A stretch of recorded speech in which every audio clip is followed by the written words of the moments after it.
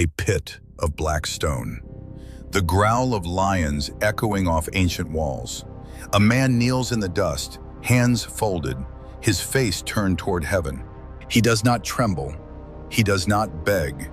He prays. Daniel, thrown to the lions, saved by faith. If you love stories like this, subscribe to The Arch Saints. We post powerful biblical stories every week.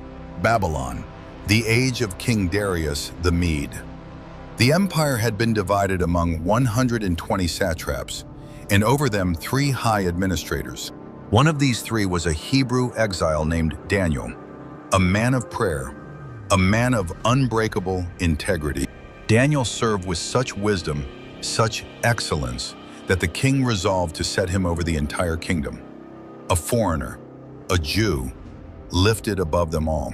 And in the shadowed halls of Babylon, jealousy began to whisper.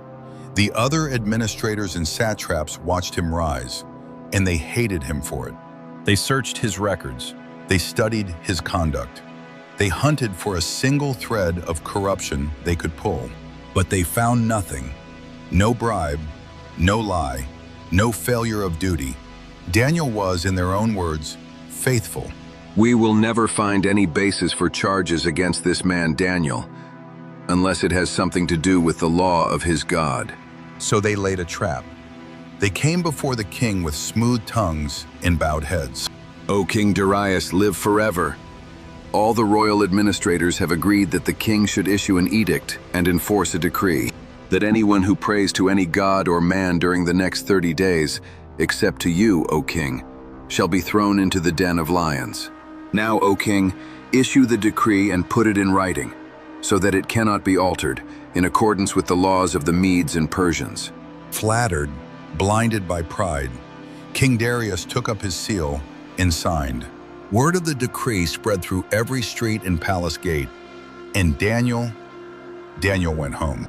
He climbed to his upper room, where the windows opened toward Jerusalem. He knelt, as he had always done, 3 times a day. Blessed be the name of my God forever and ever. To him belong wisdom and power. He did not close the shutters. He did not lower his voice. His faith was not a secret to be hidden, but a fire that could not be smothered. And the officials came as one and found him praying. They had what they wanted. They rushed to the throne room, breathless with triumph. Did you not publish a decree, O king, that anyone who prays to any god or man except to you shall be thrown into the lion's den? The decree stands in accordance with the laws of the Medes and Persians, which cannot be repealed. Daniel, who is one of the exiles from Judah, pays no attention to you, O king, or to the decree. He still prays 3 times a day. The color drained from the king's face. He understood, too late, the trap that had been set. Until the going down of the sun, he labored to rescue Daniel. He argued. He searched the law. He found no way out. There must be a way. There must be. At last, as the sun bled red over Babylon, the king gave the order he could not bear to give. Daniel was brought before him, bound, silent, unafraid. May your God, whom you serve continually, rescue you. A great stone was rolled over the mouth of the den. The king pressed his signet ring into the wax, and the seal of his nobles beside it, so that nothing concerning Daniel could be changed. That night, Darius returned to his palace. He refused food. He refused music. He refused sleep.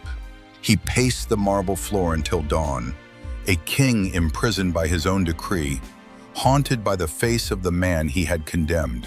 At the first hint of light, the king rose, and he ran. He ran through the corridors. He ran past startled guards. He ran to the den of lions.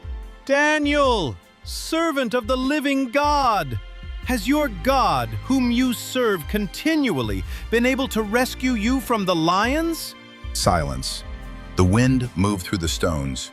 And then, a voice, steady, unbroken, alive. O king, live forever. My God sent his angel, and he shut the mouths of the lions. They have not hurt me. because I was found innocent in his sight. And before you, O king, I have done no wrong." The king wept with joy. He commanded that Daniel be lifted from the pit. And when they drew him up into the morning light, no wound was found on him, not a scratch, not a bruise, because he had trusted in his God. Then the king's grief turned to wrath. He summoned the men who had schemed against Daniel, and the sentence they had crafted for another fell upon them. They were thrown into the den, and before they reached the floor, the lions overpowered them. Then King Darius wrote to all the peoples, nations, and languages of the earth. I issue a decree. In every part of my kingdom, people must fear and reverence the God of Daniel. For he is the living God, and he endures forever. His kingdom will not be destroyed. He rescues and he saves. He has rescued Daniel from the power of the lions.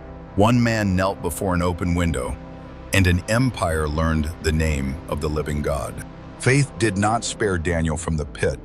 Faith met him in the pit and shut the mouths of lions. Because when a soul refuses to bow to anything less than God, the power of God is revealed.